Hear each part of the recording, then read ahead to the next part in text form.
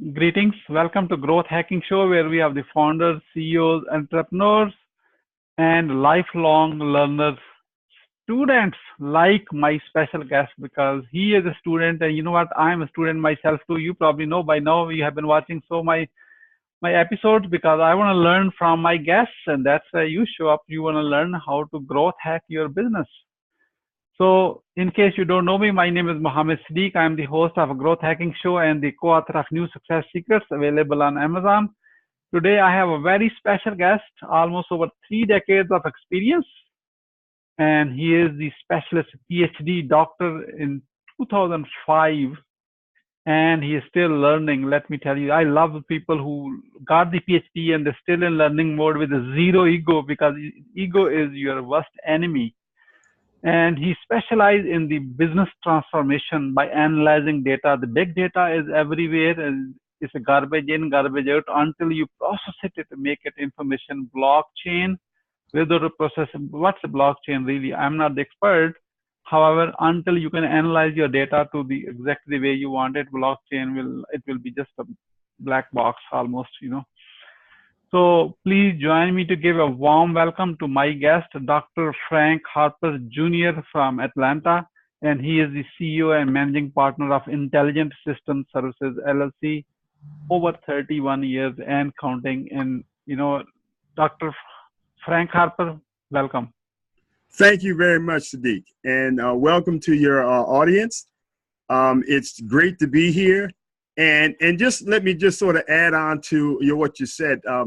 My career has been spent on connecting business strategy with transformation ambition, analytics, and technologies to help organizations achieve breakthrough performance and breakthrough results.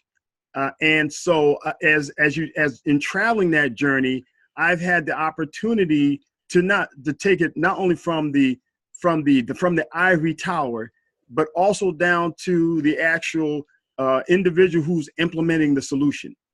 And Wonderful. so that has been my calling card for the past few years. And now I'm focusing on the governance of that, the IT governance of that, the corporate, business performance governance and IT governance of that.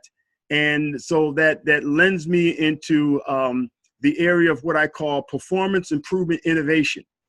In fact, being the associate professor and vice president of academic affairs at Cambridge Corporate University in Lucerne, Switzerland, it is for the past 4 years, almost 5 years now, it's afforded me the opportunity to work with professionals and leading scholars from all over the world to sort of continue to learn, continue to grow, and it's a great avenue, and I just enjoy being a lifelong learner.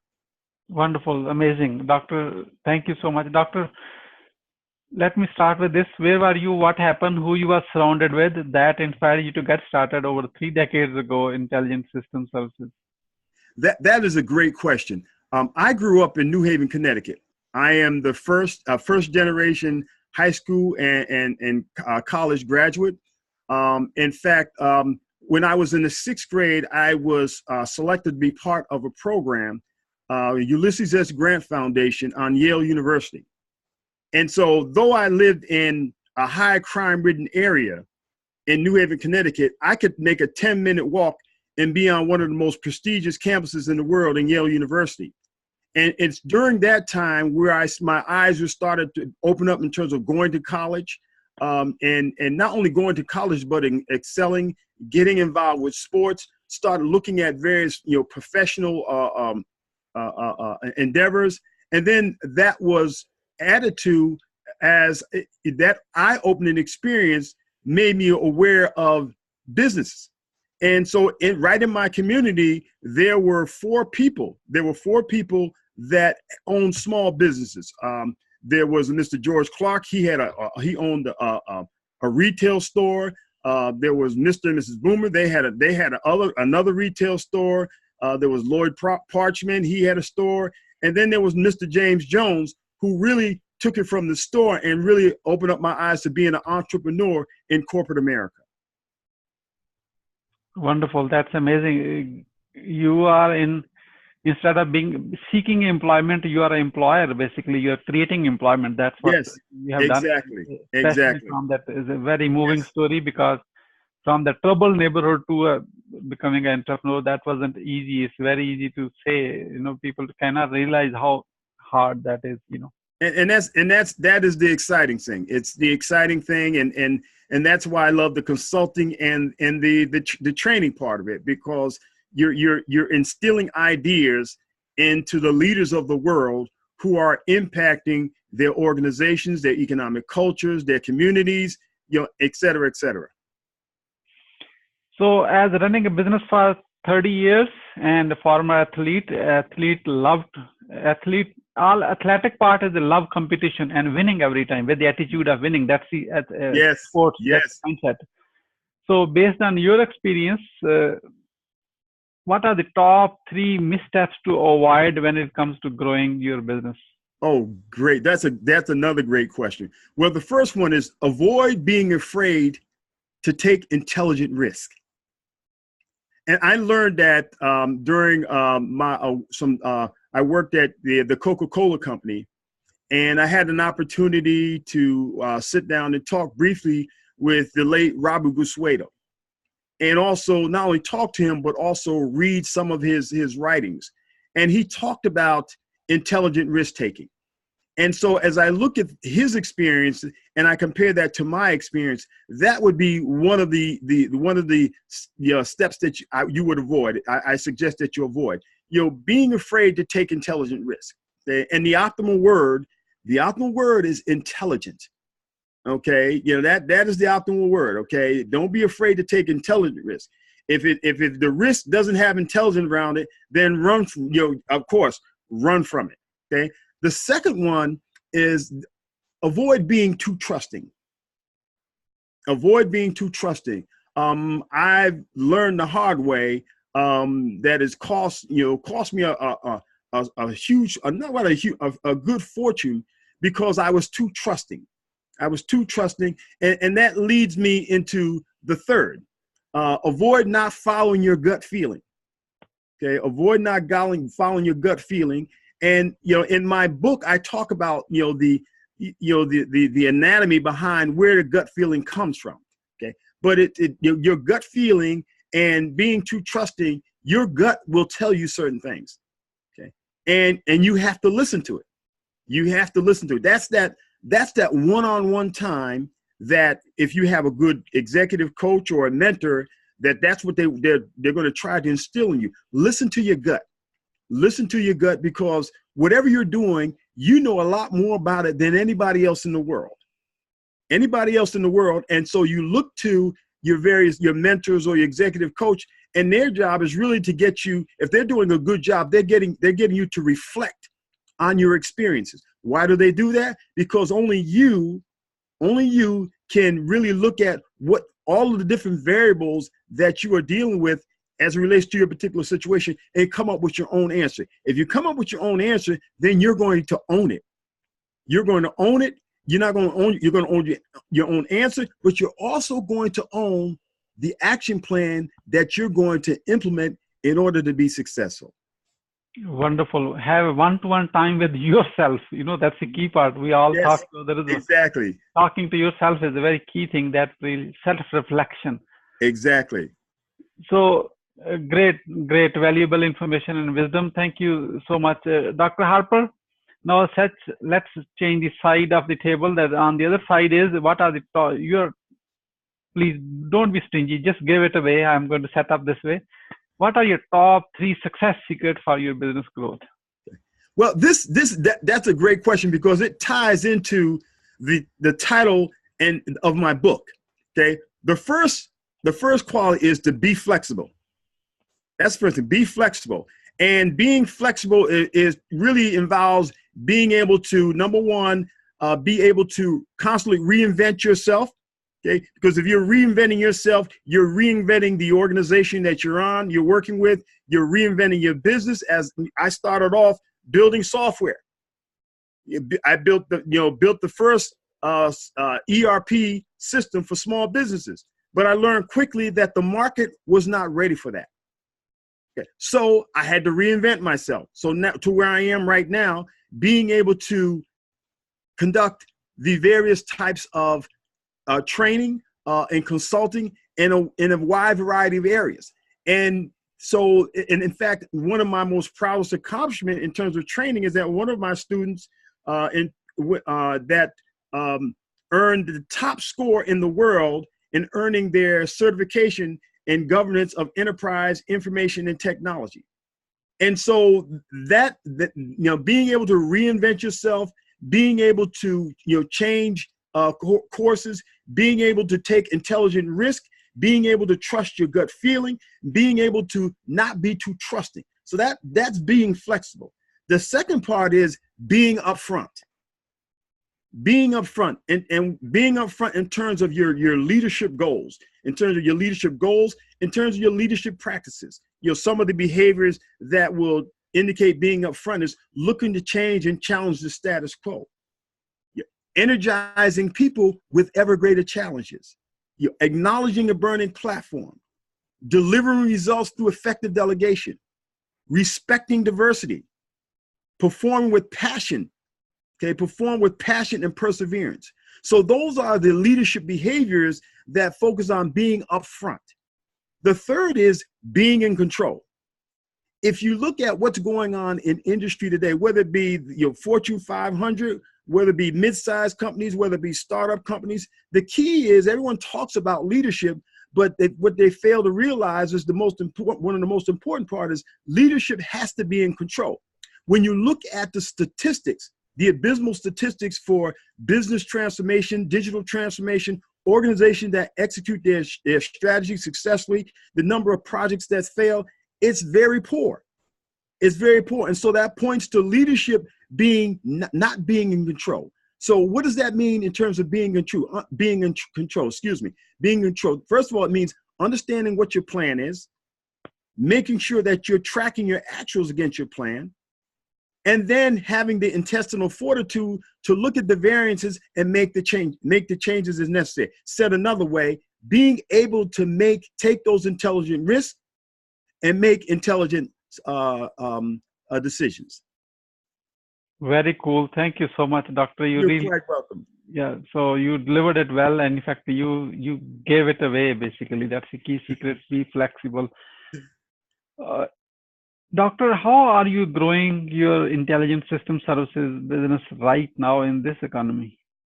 Well, as in my role as the CEO and managing partner, I am growing through strategic partnerships. And that's with various consulting companies, with training organizations in the US, in Switzerland, India, Pakistan, and the continent of Africa. In addition to that, I'm beginning to leverage some of the techniques of growth hacking, looking at integrations, emails, and beginning to investigate, powered by types scenarios. So what are you doing in Pakistan? As you may or may not know, I'm originally from Pakistan. I'm really proud of it. Well, let me tell you something. You should be. Yeah. I love it. I love it. Back in 2003, I was invited to deliver a keynote speech at the second annual CIO Pakistan Summit. And my speech was on CIO's role in business transformation. In addition to that, I had an opportunity to speak to well over 1,000 students from 5 of the top universities in Pakistan, in addition to enjoying the various culture in Pakistan. I then went back to Pakistan probably about maybe 5 months later, okay? And when I went to Pakistan, first of all, I attended a dinner in my honor by heads of state and government and business. In addition to that, I was a guest guest speaker on their television show called Dawn News. Now, yeah. Dawn News is like Good Morning America here in the U.S. Yes, definitely. And so I was there. They have a followership of over 5 million people. And the question was, why? What brings you to Pakistan? And so I've coined this term for the 21st century disruptive leader called the strategic hustler. Okay. And so it was during that, that visit, I was talking about what is the strategic hustler. But in addition to that, I helped put together some of the first historic type meetings and conferences in Pakistan. There was a CIO breakfast, CIO breakfast attended by over 40 of the top CIOs in Pakistan. In addition to that, there was a Hadoop conference on big data, okay, where there were well over 500 attendees. And so since then, I serve as an advisor to Tech Pakistan, which is the largest technology platform in Pakistan. And so I have this model, or this aim of mine, or goal of mine, lifelong goal of mine is, and I call it change. And change is the titled acronym or a mnemonic for creating a healthy and new growth to excellence. And so my mission in life is to help well over 100 people turn their dreams into reality. And it's amazing how the number of people that were either sitting in my, that heard me on TV or through the Dawn News program, or were sitting in, the various lectures that I gave to, the top universities, and the Karachi Business School of Leadership, the International Organization of Business Management, Hamdat University. Is it Bahariya? Bahariya Town, Bahariya University, and also what was it? It starts with UQBS. Okay, and then also PAF Kite. PAF Kite. Wow. You have very good memory, Yeah. Oh yeah. Yes. And so I'm probably one of the. I've been told that I'm probably one of the most favored U.S. citizens in Pakistan. And those initiatives with Pakistan, I was the first U.S. citizen to deliver a keynote speech to technology executives. The first U.S. citizen to really work with the various organizations and serve on its technology board. And so when I look at what's going on in Pakistan, it's great. In fact, I've worked with a good colleague of mine over 20 years who I met through the Project Management Institute. And so I'm scheduled to go back the next year and talk about some initiatives around they have a big initiative on the Chinese Pakistan economic corridor. And so I'm going to be there delivering some talks to help prepare them and also provide some consulting expertise. So when it comes to Pakistan, as you can see, I'm very passionate about it. I get very excited about it, and because I love watching the young people take the strategic hustler concept and run with it. So you should be proud of your company, their country. They're doing great things. Now, mind you, let me just say this, and I'll end with this. When I indicated that I was going to Pakistan, you have to your visa, and I have a really good friend who is a congressman. And so he reached out to me and he says, well, I don't think you should go, because if you go over there and if something happens, it's going to be very difficult for the U.S. to get you back. Yeah. I went anyway, because I talked to my pastor, and it was a spiritual mission. I'm a Christian. Okay.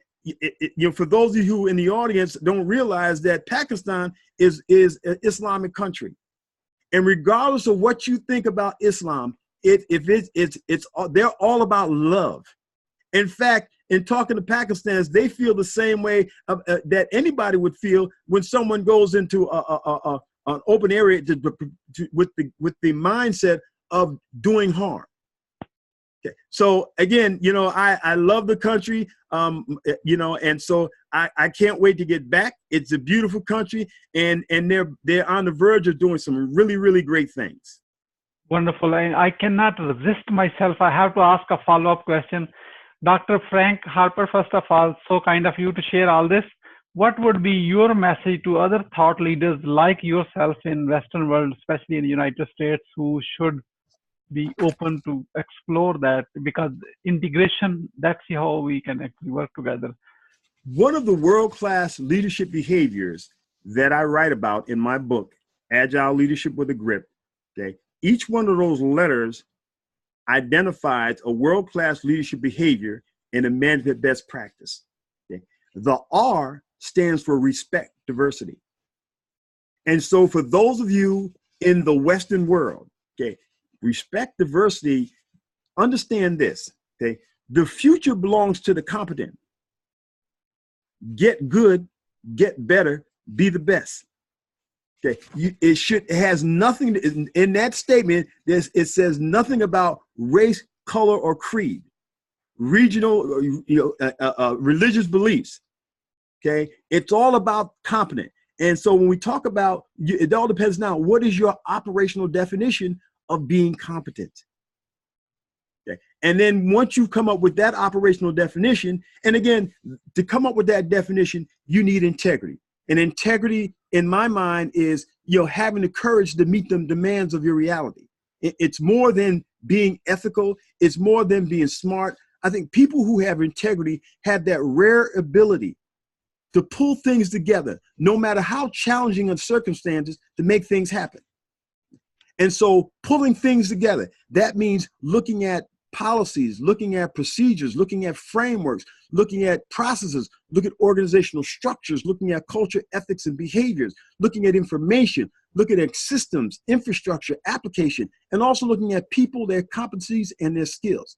Pulling all those things together, make things happen.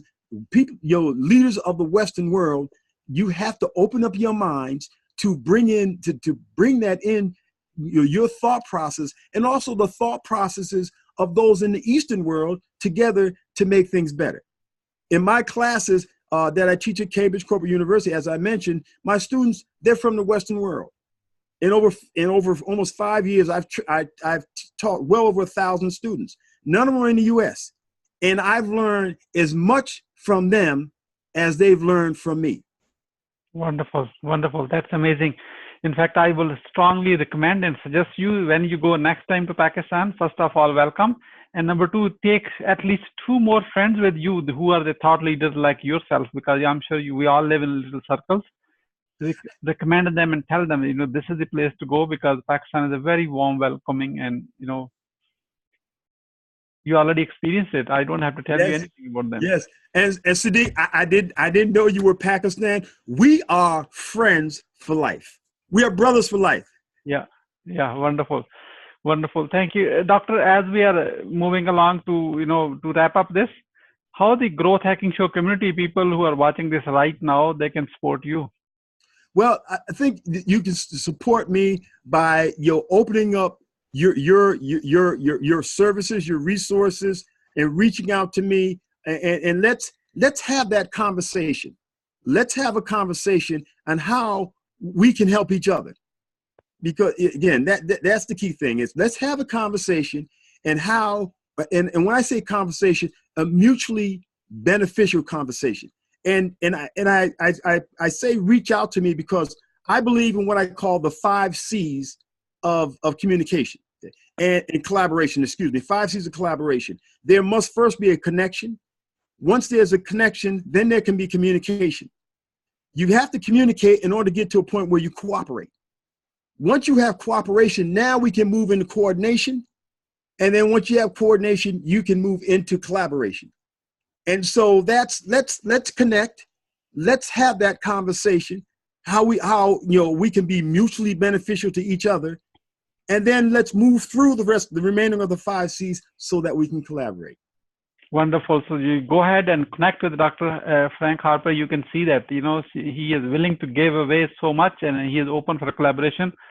And I think you're watching this, even though you have no idea what you can do with Dr. Harper, I would say go ahead and connect with him anyway. Take the first step and do the first C right away.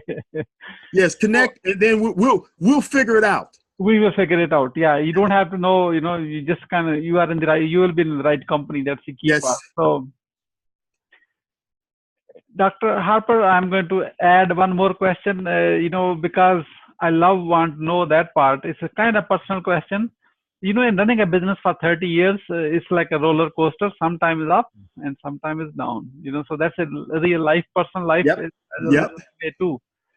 Here is my question: what keeps you going when you are in a down moment? Great question. I talked about this term called the strategic hustler. And one of the qualities of being a strategic hustler and all of the being great and all that kind of stuff there is that you have to have a spiritual connection. You have to have a spiritual connection. And I say spiritual connection versus a religious question purposely, because you have people who may be atheists.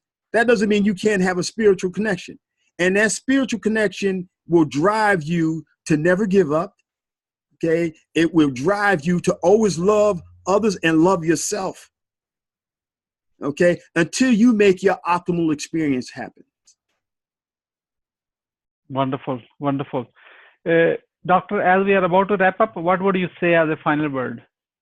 Well, I think the final word is that, as I mentioned before, the success belongs to the competent. Okay. And so whatever it is that you're doing, okay, the only way that you can fail, there's only two ways that you can fail doing whatever you're doing. Okay. First of all, you can quit.